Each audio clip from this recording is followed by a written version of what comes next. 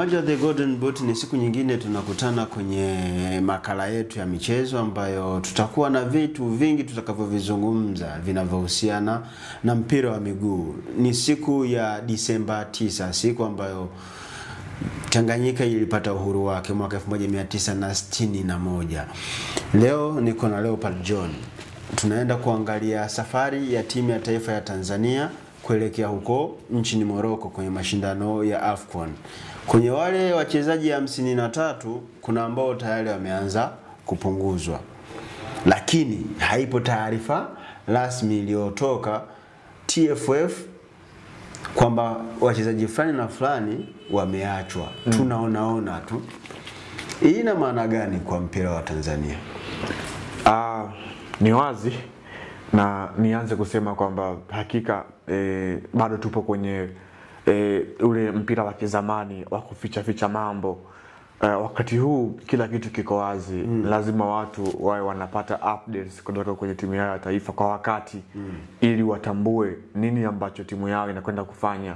Lakini ukiangalia kikosi kimesafiri, tunaona baadhi ya wachezaji ambao wanawaposti ni necessary kuweza kuwepo kwenye kikosi, lakini kwenye ile provisional squad ya wachezaji 53 haijatoka list nyingine ya wale wachezaji 20 na rasmi ambao ndio watakwenda na timu kwenye tournament ya AFCON. Kwa hiyo kwa hicho ambacho kinaendelea, of course huenda ikawa ni mipango ya mwalimu, pengine bado hajapata squad yake moja kwa moja, anataka aende kutumia vipi squad ikiwa timu haijaingia kambini, hawajaanza mazoezi. Yani ilitokea tu kwenda aliwaita, aliwataja majina wale wachezaji 53 kabla hawajakusanyika, amekata kadhaa. Ameondoka na wengine. Yani kimetumika kigezo gani kuwaondoa hawa ambao waliowaondoa ikiwa hajakutana nao kambini, hajawapa maelekezo, yani haijafanyika hata session moja ya mazoezi? Of course Mwalimu Gamondi ambaye ndio mkuu wa benchi la ufundi la timu ya taifa ya Tanzania kwa wakati huu, anachoangalia ni performance za wachezaji kwenye vilabu vyao. Nazungumza kwenye klabu ambazo wanatokea. Hapo ndipo anapata picha halisi ya mchezaji ambaye anafaa kwenye kikosi chake. Unajua wachezaji ama mwalimu hapati muda mwingi wa kukaa na hawa wachezaji kwenye kambi ya national team. Mara nyingi atakuwa anawatazama kupitia mechi ambazo wanacheza wakiwa na timu zao. Hapo ndipo mpango wake unaendelea. Jaribu kutizama, Gamondi ana majukumu mengi. Tukumbuke huyu ni mkuu wa benchi la ufundi la Singida Black Stars. Tunafahamu pilika ambazo alikuwa nazo katikati kwenye michuano ya shirikisho, mechi ambazo alikwenda kucheza nazo lazima awebize. The same kwenye ligi kuu, mechi ambazo amecheza nazo, amecheza na Azam FC, of course ni mechi ngumu, ni lazima kwa sehemu apange mikakati yake vizuri. Kwa hiyo unakuja kuangalia hichi ambacho kinaendelea, kutokutoa squad yake rasmi ambayo itasafiri kuelekea nchini Morocco. Pengine amehitaji muda kidogo wa kwenda nao kambini, walau siku 2 au 3, awezi kuangalia wale wachezaji ambao watakava kwenye mfumo wake. Shida yangu ni moja.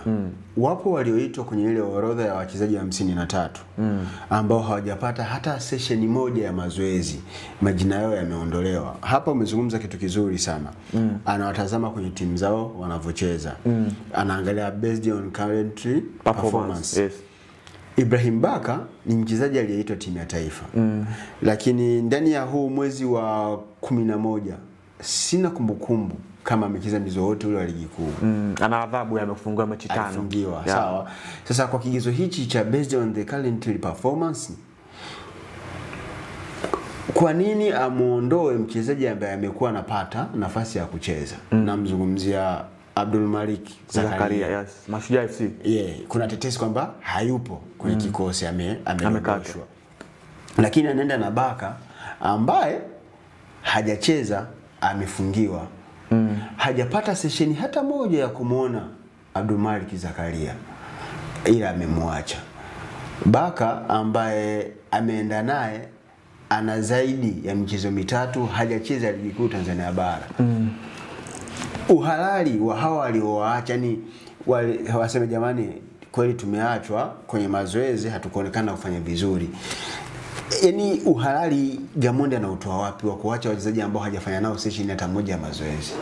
Kwanza ni consistency. Tunafahamu katika eneo la ulinzi la national team yani ile back 4 na 5 inaundwa na Dickson Job pamoja na Ibrahim Baka. Kwa hiyo tunaishi kwa mazoea. Yeah, of course ndivyo ilivyo. Wanasema winning team never change. Ndicho ambacho kinakwenda kuendelea. Kwa hata mtu akiwa mgonjwa alimadi ni winning team never change, hatupaswi. Ibrahim Baka sio kwamba ni mgonjwa, yuko timamu kwa 100%. Ndio maana kwenye mchezo wa Young Africans wa Ligi ya Mabingwa alikuwepo sehemu ya kikosi. Tuachane na Baka, yupo Bakari Nondo Mwamnyeto pale. Yeah, of course bado anaendelea kubakia kwenye daraja lake. Wewe ukipewa Abdul Malik Zakaria na Mwamnyeto, yani wote wanapatikana sokoni at the same price. Unaondokana nani?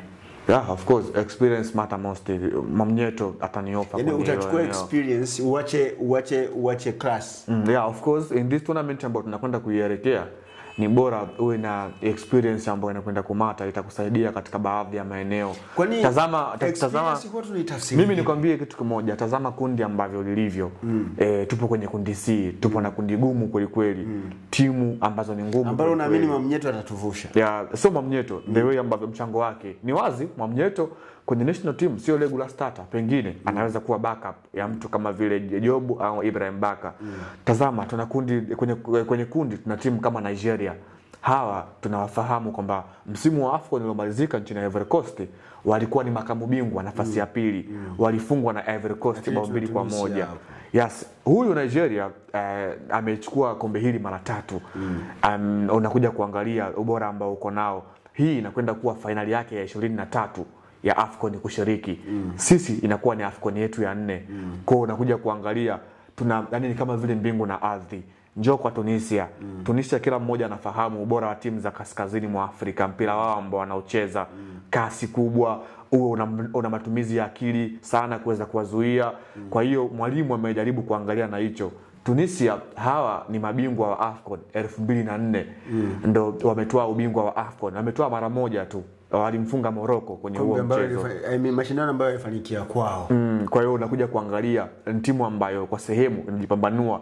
Yani na kwenye hii tournament Tunisia naye pia anahusishwa kuweza kuwa bingwa, ana nafasi ya kutoa ubingwa.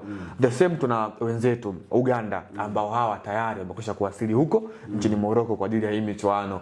Uganda unaweza ukasema kwamba ni mpinzani ambaye ni mchekea kwa sababu tupo naye karibu kwenye kijiografia, lakini hawa Uganda wana rekodi ya kufika finali kwenye hii michuano ya AFCON. Mwaka ngoja niwaambie wa Tanzania wamefika finali mwaka 1978. Walifungwa na Ghana bao 2-0. Hawa Uganda tumekutana nao mara ya mwisho walitufunga hawa nyumbani. Nakumbuka Rogers Mato alitufunga kwenye kufuzu michuano ya World Cup nafikiri. Rogers Mato alikuwa Travis Mutiaba. Basi ndio kwa Travis Mutiaba alitufunga ni Rogers Mato. Nakumbuka ile siku uwanja ulizungua taa.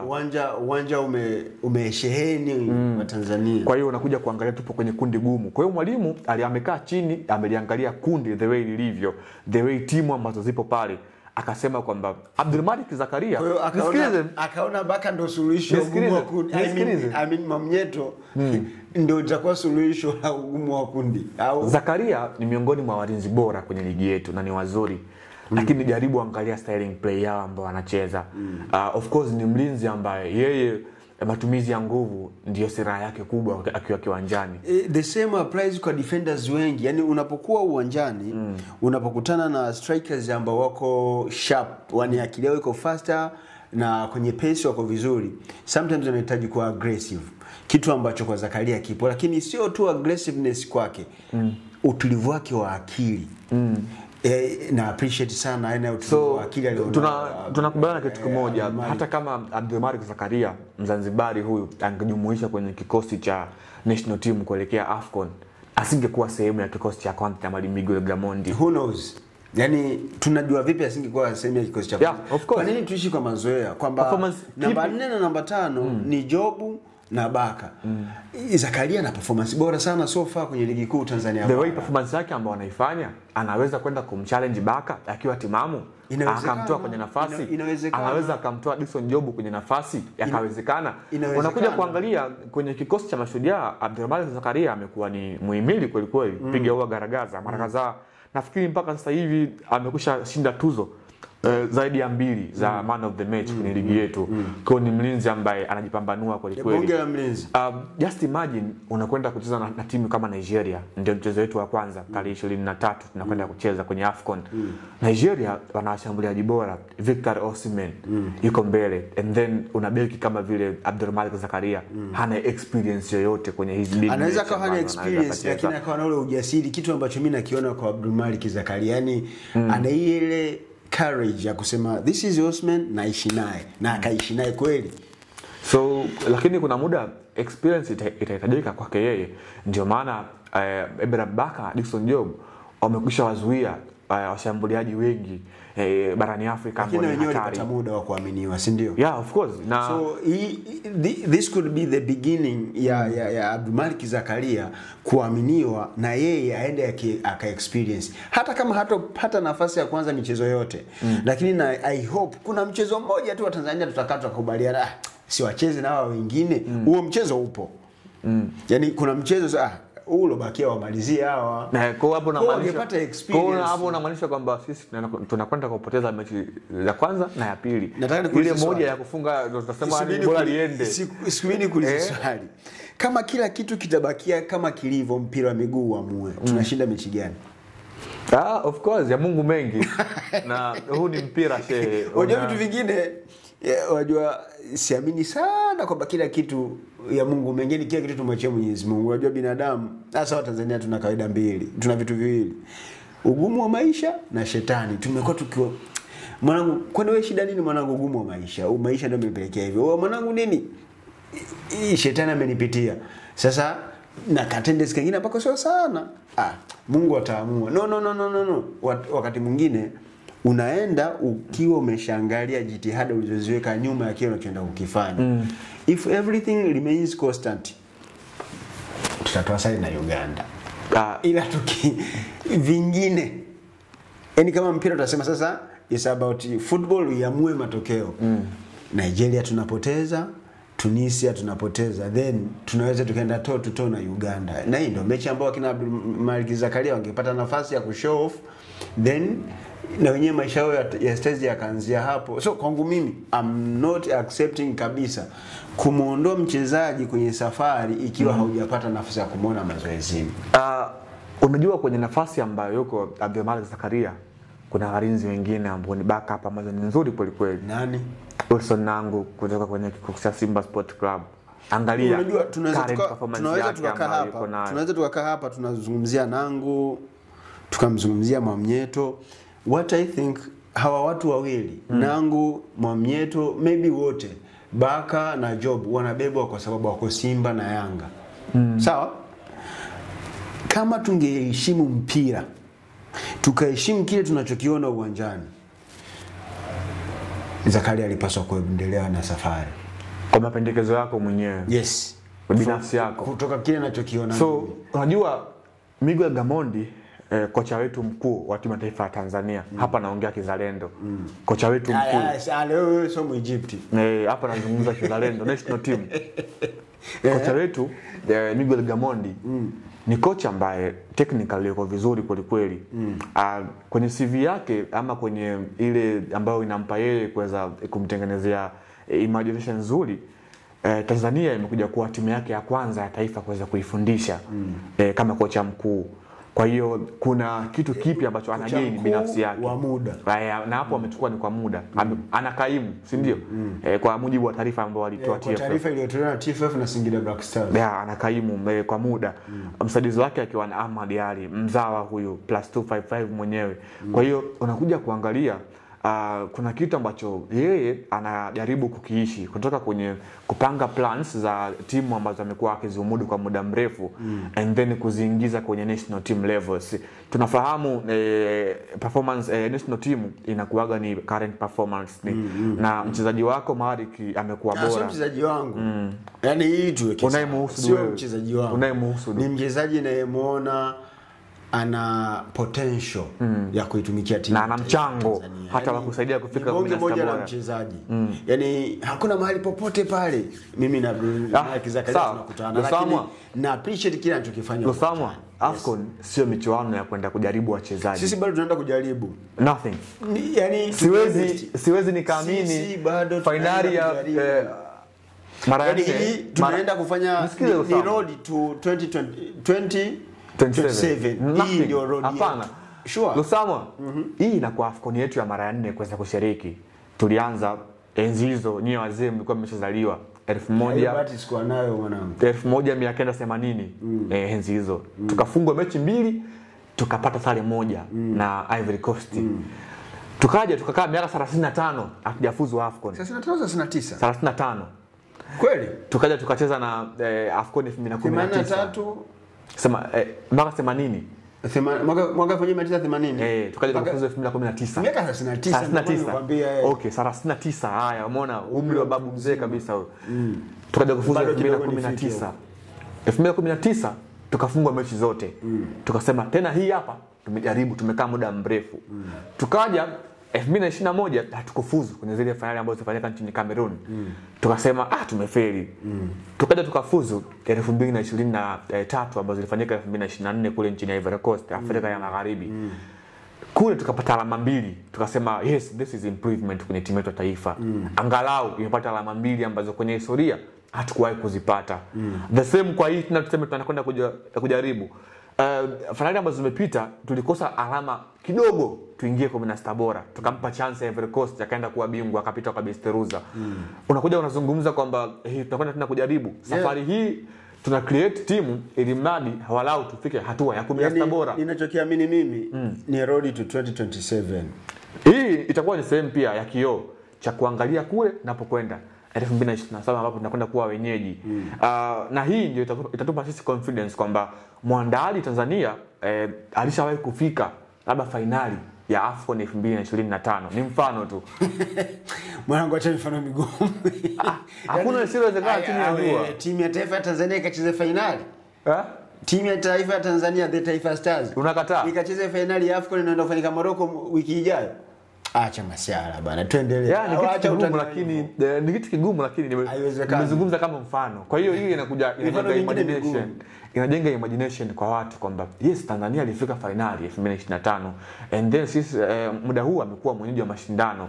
Kwa hiyo kuna kitu ambacho watu watakuwa wanaamini kupitia national team ya Tanzania. Cape Verde hii leo Afrika na ulimwengu inayozungumza mara baada ya kufuzu World Cup kutokana na ile mipango yao ambayo wamejiwekea. Wao walikuwa watu sio kila siku kwenda kujaribu. Wao ilikuwa AFCON yao ya kwanza 2023 iliyopita. Sasa Leopard, ukitaka kutufananisha sisi na Cape Verde unakosea. Wale wana proper ways za kupita kuyafikia mafanikio ya mpira wa miguu. Tanzania hicho kitu hatuna. Nothing. So kama hatuna, hakuna eneo lolote lile tunaweza tukakaa tukajiaminisha. Kwanza ni hata kukaa tunazungumzia, unaona ile neno useme tu kufika finali. Msikute sasa tushaandikiwa dhambi. Tumeongea vitu ambavyo yani havipo. Yaani hii dhambi itatutafuna. Sababu ni kitu ambacho hakionekani. Lakini mimi naamini yote kwa yote ambayo tumeyazungumza, mimi na imani na benchi la ufundi. Aina ya walimu ambao wako pale na kitu ambacho wanakifanya. Tumeona kwenye msafara ambao wameelekea nchini Misri kwa ajili ya kuweka kambi ya muda mfupi kabla ya kuelekea nchini Morocco. Mkuu wa mfasala na amekuwa ni rais wa ZFF, shirikisho la soka nchini Zanzibar kule. Ndiye amesafiri na timu kuelekea yeye kama mkuu wa msafara. Kwa hiyo tunaona ile combinations ambayo imewekwa baina ya mashirika mawili, nazungumza bara na visiwani, inakwenda kutoa chachu kwenye hii michuano. Of course. Lakini the way ambavyo tunakwenda kwenye hii michuano pia aina selection ya mwalimu ambao ameita, of course ni wachezaji wale ambao tumetarajia ndio amekwenda kuona. Lakini kuna wachezaji wengine wataendelea kupungua. Achilia mbali hao waliobakia Dar es Salaam. Wapo watakaorudia Misri. Wapo. Kwa sababu ni wachezaji 27 tu. Eneo la goalkeeping, ingawa ikitokea kuna injury from what I have got, wanaweza wakapata nafasi ya kuita kutoka kwenye hao 50 na ngapi? 53. Kwa hiyo hao ambao hata waliobakia Dar es Salaam bado wana nafasi. Ikitokea kule mtu akipata injury Tumeona beki wa zamani wa Simba Chefondo Malone ameongezwa kwenye kikosi cha Cameroon Indomitable Lions kuelekea hii michuano. Kwa hiyo ikitokea shida yoyote, Simba aliona hafai yote. Unaona hafai. Nenda mwanangu, au alipokea hela ilikuwa tamu akaona yuko kule kaskazini mwa Afrika, kule hela ipo na Yusuf Mwalja wamekuwa wanamtumia vizuri. Unajua ukiwa una mwanamke ndani unaweza ukawa unamuona mbaya. Fresh mwanangu, mwachie kwanza. Ukiwa na mwanamke ndani unaweza ukawa unamuona mbaya, lakini akitoka nje watu kama Yusufu wanaishi naye. Hii ni The Golden Boot, moja kati ya maeneo ambayo utapata fursa nzuri ya kupata taarifa mbalimbali za kimichezo ambazo zitakufanya uendelee kuenjoy. Na hii ni Anal TV, usisahau tu kutufuatilia kwenye mitandao ya kijamii. Instagram, Facebook na X, huko kote tunatumia Anal TV. Till next time tutaendelea kujadili kuhusiana na AFCON, na muda si mrefu tutakuja na special edition inahusiana na mashindano haya ya AFCON.